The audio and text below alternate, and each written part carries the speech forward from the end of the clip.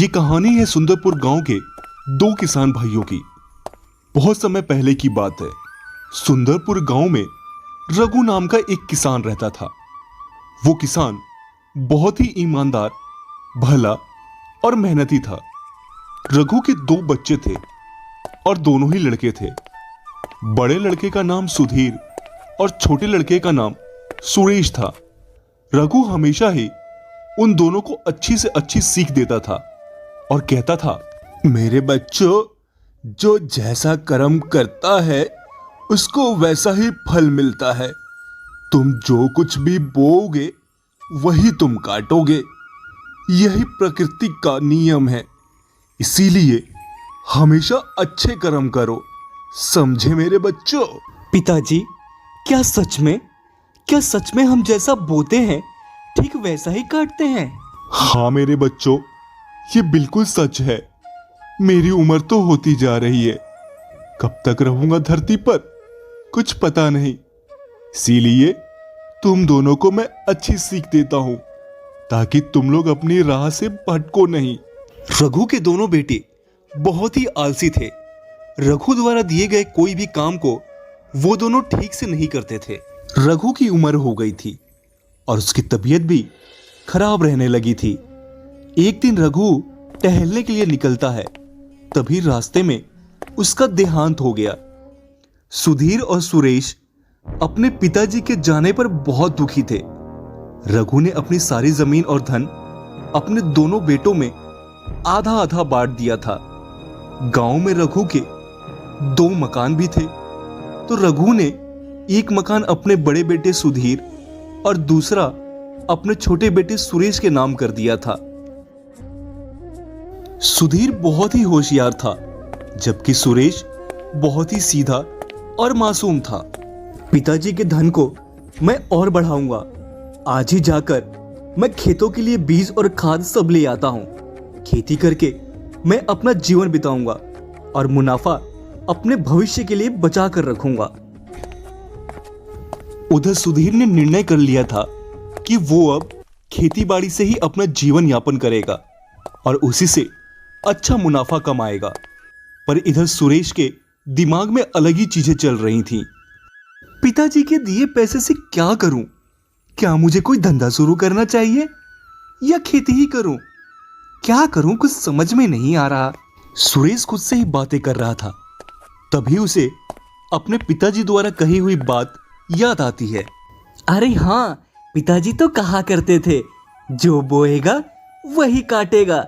इसका मतलब अगर मैंने अपने खेतों में ये नोट बो दिए तो कुछ ही महीनों में नोटों की फसल आ जाएगी। ये तो बड़ा मुनाफे वाला काम है भाई। चलकर फिर खेतों में नोट ही बो आता हूँ। आम के आम, गुठलियों के दाम। सुरेश खेत की तरफ चल देता है।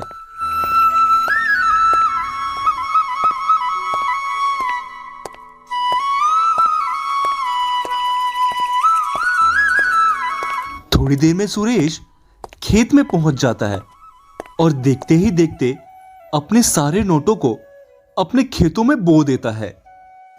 अब आएगा मजा। मैं सुधीर भैया से भी अमीर बन जाऊंगा। सुधीर भैया से ही क्यों, बल्कि पूरे गांव में मुझसे अमीर कोई नहीं होगा। तब देखूंगा कौन मेरे सामने टिक पाता है।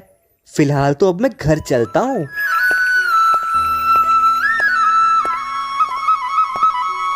सुरेश घर के लिए निकल जाता है। देखते ही देखते कुछ महीने बीत गए। सुधीर के खेतों में फसल निकलकर बाहर आ गई थी, पर सुरेश के खेत में नोट का एक भी फसल बाहर नहीं आया था। यह देखकर सुरेश बहुत ही उदास हो गया।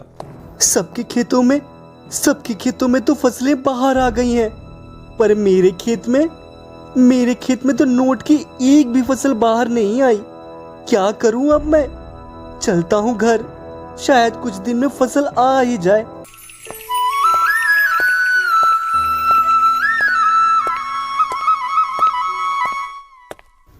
सुरेश घर आकर उदास होकर बैठ जाता है।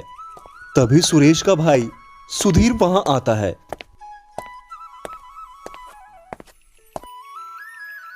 सुरेश, मेरे भाई, तू इतना उदास क्यों बैठा है? क्या बात हो गई? मुझे बता, हो सकता है मैं कोई समाधान बता सकूं। क्या बताऊं मेरे भाई, ये सोचा था कि नोटों को खेतों में बो दूंगा तो नोट की फसल आ जाएगी और मैं गांव में सबसे ज्यादा धनवान व्यक्ति बन जाऊंगा। पर जब से नोट बोया है फसल तो आई नहीं, साथ में मेरा धन भी खत्म हो गया।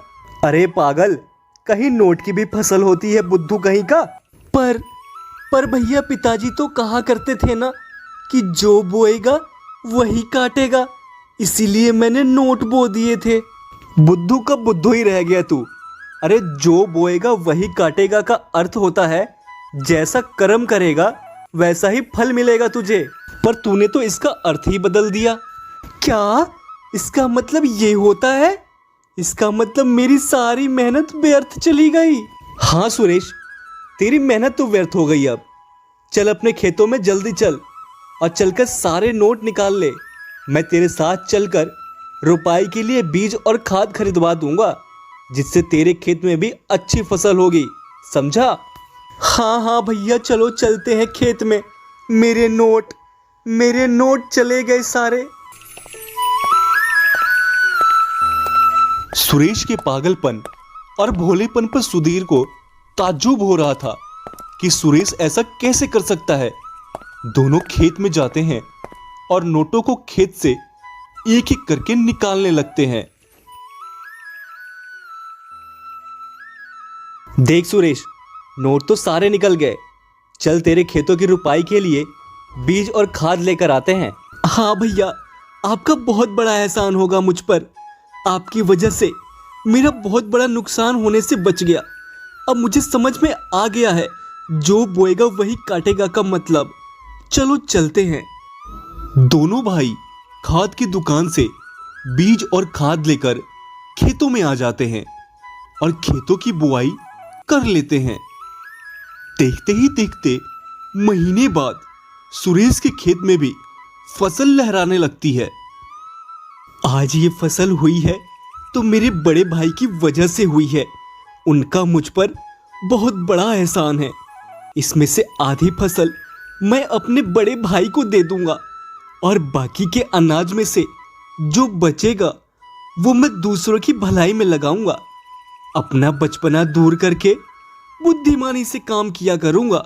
आज के जमाने में अगर जीना है तो आपको अक्लमंदी से काम लेना पड़ेगा। यही इस कहानी का संदेश है। मिलते हैं फिर अगले वीडियो के साथ। जय हिंद, जय भारत।